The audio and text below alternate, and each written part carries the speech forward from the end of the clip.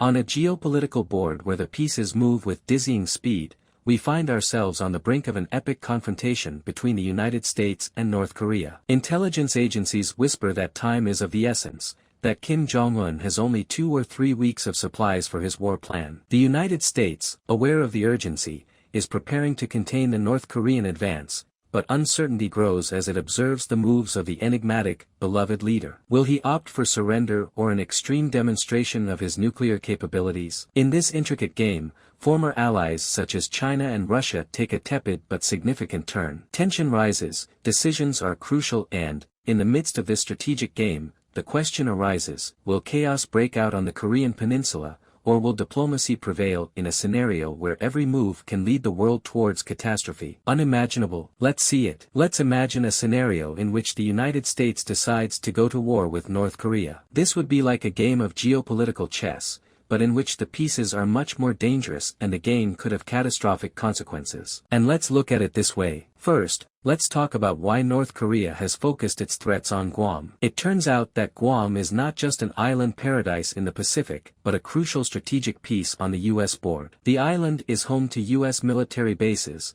including a naval and air base, as well as a THAAD anti-missile system. Why does this matter? Because Guam is strategically located, just 3,500 kilometers from North Korea and is the gateway that the United States would use to quickly access the two Koreas and the Taiwan Strait. Now, let's talk about the elephant in the room, nuclear weapons. The United States is concerned because it believes North Korea has developed a nuclear bomb small enough to be mounted on a ballistic missile. This makes Kim Jong-un's country a real threat. Keep in mind that North Korea's nuclear testing has progressed faster than the rest of the world expected, according to reports in the Washington Post. Imagine a country with a rapidly growing nuclear arsenal and the ability to reach not only its neighbors, but also much of the United States and Europe. The situation becomes even more tense. But it's not just about nuclear weapons. North Korea also possesses a sizable military, with 1.1 million members on active duty and 6 million in its reserve forces. It is the fourth largest army in the world, according to experts consulted by the BBC. This means that, in addition to the nuclear threat,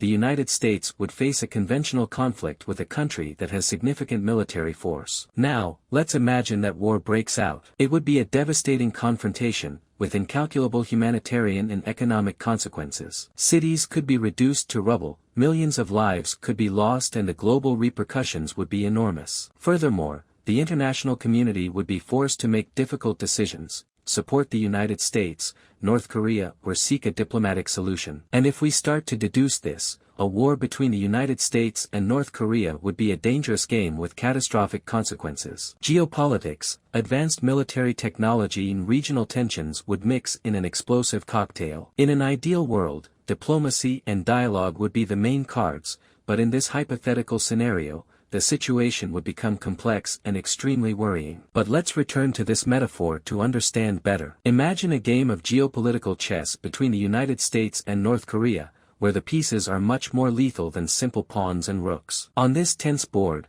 Kim Jong-un, the North Korean leader, faces great challenges. His economy is in intensive care, and information that he manages to escape its borders suggests that his population is suffering from famine. The root of the conflict dates back to the 1950s, when the United States and the Soviet Union, in the midst of the Cold War, decided to divide up the world. This distribution placed Korea at the center of a confrontation, which flared up in 1950 when North Korea, backed by China and the Soviet Union, invaded the South. The United States intervened to support South Korea, starting a war that left 3 million dead, 10 million displaced, and 2 countries devastated. After 3 years, an armistice was signed, but the peace was fragile. The 38th parallel emerged, a demilitarized zone that acts as a kind of dividing line between the two Koreas. Although technically at war, this area has remained relatively calm, but always under the shadow of suspicion and hostility. Therefore, any small miscalculation could unleash chaos. Experts warn that Kim Jong-un,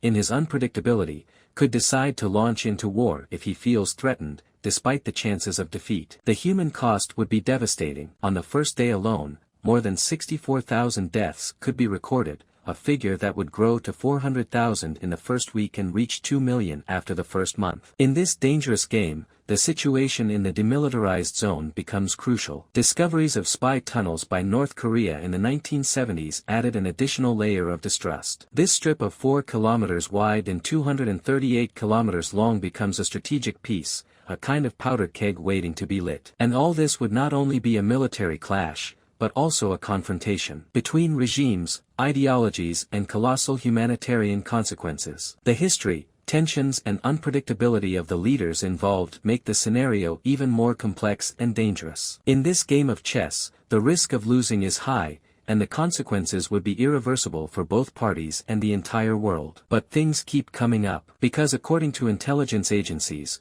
Kim Jong-un has a short deadline, between 2 and 3 weeks, of supplies for the war. The United States, for its part, should focus on containing the North Korean advance in the first days, but also be alert to the decisions of the North Korean leader. If Kim Jong-un feels cornered, he could opt for the extreme option of showing the world his nuclear capability, following the maxim of die killing. And this is where more chips add up. Former allies such as China and Russia, however, have changed their position, albeit tepidly. China recognizes that Kim Jong-un's recent moves justify intervention. Chinese Foreign Minister Wang Yi highlights the violation of UN resolutions and the threat to non-proliferation treaties. China, being a permanent member of the UN Security Council, is forced to take a clear position. Russia, for its part, also points out the need to contain North Korea, but with a poisonous tone towards the United States. From Moscow, they warn Trump about the danger of getting involved in North Korea, describing it as a path to catastrophe. They suggest that sanctions are ineffective and advocate for a political regulation mechanism to resolve the nuclear issue on the Korean peninsula,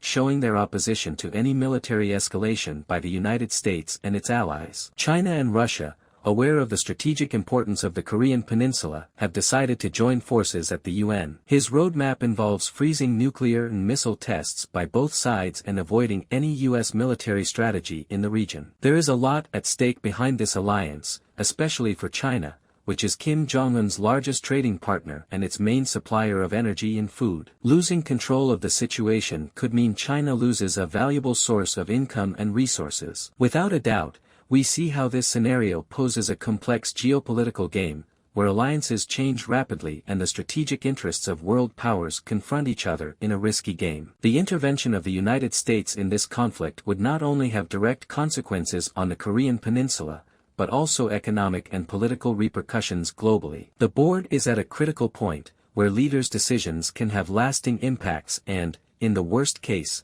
trigger a catastrophe. What do you think about it? Thanks for joining us. If you liked this video, don't forget to like it, share your comments and subscribe to our channel for more fascinating stories. Until next time.